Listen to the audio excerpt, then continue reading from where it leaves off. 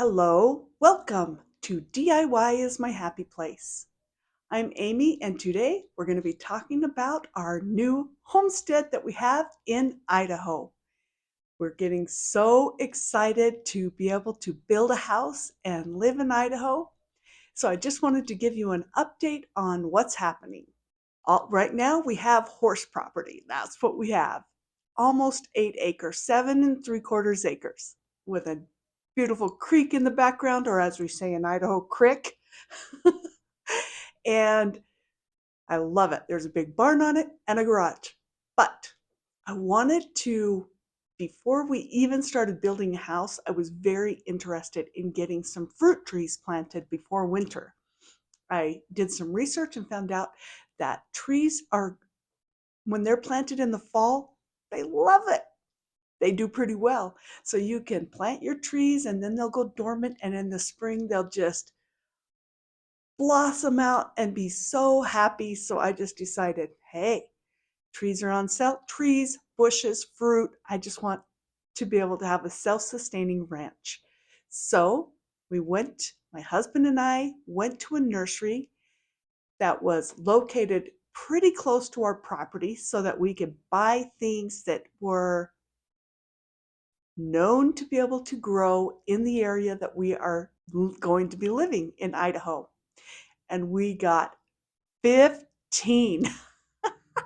We got 2 pear trees, a peach tree, 4 raspberry bushes, 4 blackberry bushes, 4 grapevines. So once we got them all, then my brain started going, okay, we got to get these things planted. We went to our property and we started digging holes. The problem was we didn't know where previous gravel had been laid, and there was gravel that had been laid, and then dirt was put over it. Grass started growing up, you can't tell, and we just dug and dug and dug and dug for hours. My husband really started saying, we're not hillbillies, we're city billies. We don't know what we're doing. And it's true, we didn't know what we were doing. So that day was wasted. So we had to come back another day. And this time we decided we're going to dig before we decide where we're going to put it. In the meantime, we figured out there's deer right on our property. We love deer, but we don't want them eating our fruit trees. So we realized, okay, before we put up these trees, putting fences around the trees started to sound ominous. We put it around the one tree that we got planted before the darkness came upon us, and before it was too late. And we realized, oh, that's laborious. So we decided we have plenty of property. We're just going to build a fence that's a tall fence. Now, the type of fence that works for cattle and horses is not the same height that you need to use in order to keep deer out, because deer can jump. Now, I know horses can jump too, but they don't choose to jump unless they are forced or really enticed, let's just say. And cattle, they don't jump, they just push and go, but that's another story.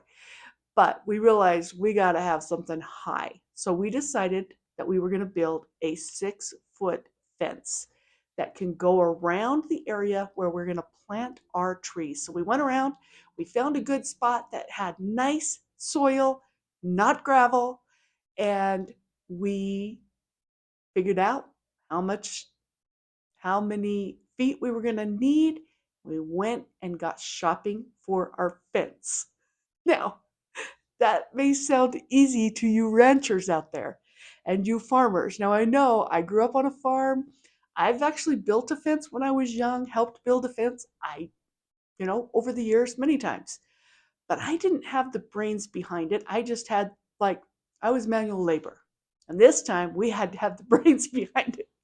So, and my husband grew up in the city only, so he's never done any of it. Anyway, so we just decided, all right, let's do this. So we got our T-poles. I think I'm saying it right.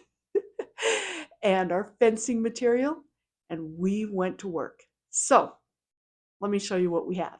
We got our fence up, and we got our trees and bushes all planted and watered, and now we're in good shape. Winter, bring it on, we're ready. Let me show you how it turned out.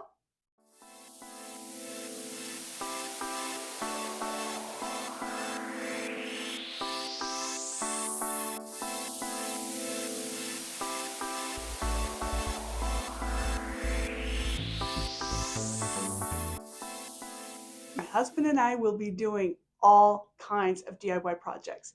And if you want to see how it goes, subscribe now, follow along. We're going to be doing everything. Things like drilling a well, getting power, septic tank, deciding what house to build, or barndominium. We are so excited, and we'd love for you to join along with us on our travels. I considered being the general contractor and just hiring out subs, but ultimately we decided to get us a builder, and we are going to help where we can. And I'll document our progress all along the way. But since we don't live in Idaho yet, we've been trying to figure out how we can be close to our property as the house is being built. And we figured out we had 4 options. We got a lot of response from you all, and we're so thankful for that. But after a lot of thoughts and thinking, well, we kind of think we're going to do 2 options. I'll tell you one right now and one at the end of the video. Oh, today's been a great day. I'm on our property. We met with a builder who's going to help us make our dream come true. We're going to put our house out there. We're actually going to do the shouse, which is garage with an apartment on it, and we'll move in as soon as we can get that done, and then we'll build the barndominium later down the road. But we did find out today that the builder said he does think that we can save the 1-car garage that's over here. I love this garage so much. I think it has so much character. We want to make a studio out of it, and he's going to shore it up and help us to make it so it is going to make it through the next years. So since we don't live in Idaho yet, we are staying the night here because we got 15 fruit trees that we're going to get planted out here before the frost hits. So I'm so excited about that. It's in our hay barn right now. The trees are. We'll plant them in the morning. I got to show you where we're going to sleep tonight. Come on. Look at this. We just have a bed made up in our traverse. Yep, that's how we roll. We got our stuff in the garage, and we also have all our trees. We got a lot of work to do tomorrow. It took us a while to find the right trees and all that stuff today, but I'll keep you in the loop. See ya. Don't forget to subscribe. Okay, here we go. I love our neighbors. I haven't met them yet, but they've got a lot of horses, a lot of RVs, barns, whatnot, and a house clear up here, but it's blocked off from the trees, so eventually we'll meet the neighbors. On this side is just more horse property, and then more RVs, barn, and a house quite a ways away, so there's a pasture between us. Got my dear hubby in hanging hooks so that we can hang up all of our stuff so animals don't try to get into our hay barn. We do have somewhat of a nest up there. Looks like birds built something up in there, or something did. So we're gonna have to do something about that. But first, we gotta get our trees planted. And look at these nice tall pear trees. This one is a peach tree, and then we have berry bushes, berries and grapes. So this should be fun. Okay, we had our first night's sleep in our traverse. Not my best night's sleep ever. It wasn't too cold, although it gets really cold in Idaho at night. But inside we were okay. But just 2 of us in there, no, we're getting too old for that. So I'm trying to talk my better half into agreeing to us getting an RV that we can keep inside our big shed here. I gotta figure out how I'm gonna call it, our hay barn. Let me see if I can turn my thing around here. It's a tall barn. Our original plan was to kind of fix up the fences that are at the front of the property and plant our trees and our fruit bushes and grapevines and everything in the front. We spent hours trying to dig holes. Even though there was tall grass growing all along, we assumed the soil would be fine, but everywhere we put our shovel, there was gravel, rocks galore below it. And there was nowhere. I mean, it took hours to dig one hole for one pear tree, and it wasn't even a good hole. And before we knew it, it was dark. We planted one tree. It was so frustrating. We finally realized the previous owners at some point must have put gravel all over in the front of the property, which makes sense. They could have stored heavy equipment there for all I know. They've had it in the family for so long. And then eventually some dirt kind of covered it, and then grass started to grow. But that didn't change the fact that there was a lot of gravel underneath all of the area. So after many hours of work, we got one tree planted, and it was in the middle of gravel. It's not going to do well. Talk about a waste of a day. I mean, one pear tree, we wrapped it with some fencing so the deer wouldn't eat it, but even that didn't turn out great. It's not big enough. Deer can just lean over and eat. We roped it off so that the wind wouldn't blow it. Basically, by the time we got done, I was thinking, amateur work, that's what this is, and it needs to be redone. So, yeah, our pear tree, we were hopeful that it would make it through the night okay. We went around to the other side of the barn, and there was beautiful soil with no gravel. We planted our small peach tree. This time we put a larger fence around, but we didn't have tall enough T-poles to be able to really keep the deer out, so we kind of rigged it together with 2 T-poles attached. I mean, it was amateur hour. That's what it is. There is definitely a learning curve. When it came down to it, we got the wrong type of products. We had to call it a night, and we had a birthday party we were late to get to.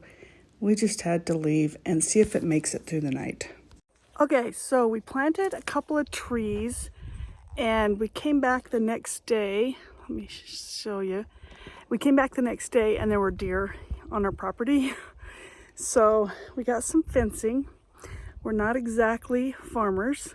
You would never know that I grew up as a farmer's daughter, but I put up fences and stuff with my dad, but he always, made all the plan. I was just manual labor. I didn't really pay attention to what it took.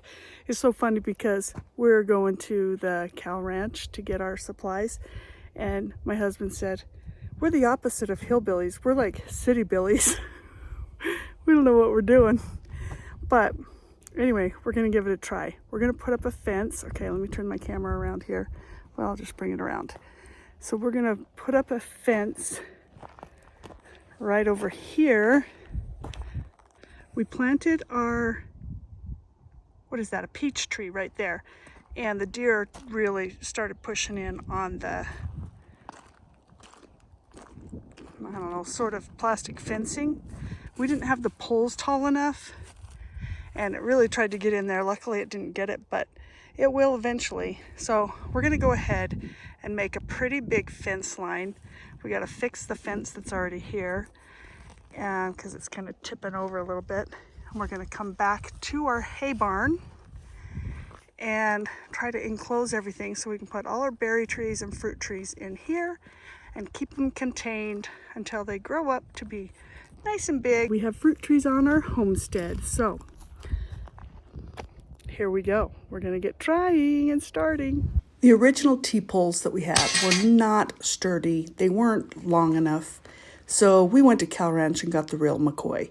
These are 6.5 feet in length and much more sturdy. We'll be able to build a real fence, not a pretend dollhouse fence. That's what I'm going to call our other one. So yeah, we'll see how we do. The bad thing is, since these are 6.5 foot tall, it's gonna have to be my hubby because they're too tall for me to be able to pound them into the ground. So I'll be more moral support. I felt bad throughout the whole process because my husband had his gallbladder taken out just over a month ago, so probably really shouldn't have been pounding in T-poles, but we were getting desperate. He's 6'5", and maybe they were 6 foot poles. Anyway, too tall for me. But once they get pounded into the ground, they're about, well, not 6 foot tall, but tall enough that deer can't jump over. And clear at the back of the property, at the back end, is a creek. And we drove down to the back end of the property with some buckets, with some lids, to get some water in order to give our trees, berry bushes, and grapevines a chance at survival with plenty of water. So pound, pound, pound, that's what it takes. And it was a lot of work. But by the time you have 15 trees, bushes, grapevines, you don't want to lose them. So we put the poles up, got them in a nice straight line to square off an area around our barn. We can use the barn for part of the area and then our somewhat tipped over fence on the other side. And this will make a nice garden area. So I'm talking here, but I didn't have a microphone on, so it didn't pick up. It picked up wind more than anything. But let me just explain to you that we put the T-poles in. Then we had some zip ties that I got from the dollar store. And I basically attached 4 or 5 per pole. And because the fencing is plastic, these zip ties work really nicely.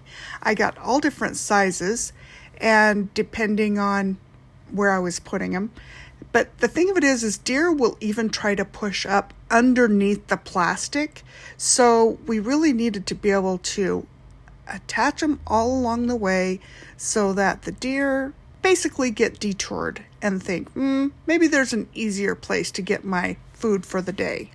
Okay, so once you get the fence up, you do need some ribbon or something so the deer don't just run into it. And there was this old umbrella that kind of just blew onto the property. And so I made a bunch of ribbons out of it and I'm tying it on the fence. Come here, I'll show you how.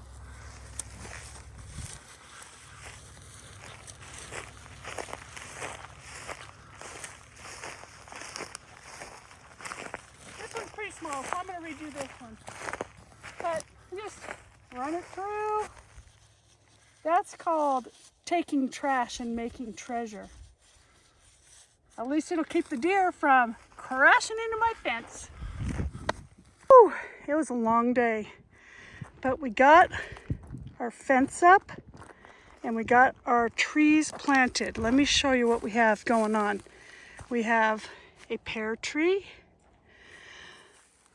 We already had this one set for the deer. We're going to keep it around it for now. Peach, a different type of pear. Eventually we got to cut down all this grass in here. But look at this fenced in area. So it's perfect. And over here we have raspberry and blackberry. Again, we got to trim down the grass around it, but at least we got them in the ground. And we fixed our fence that was tipping over right there. So we have 4 raspberry, 4 blackberry, and then off in the corner is 4 grapevines, and they're all different types of seedless table grapes. So I'm really happy about those.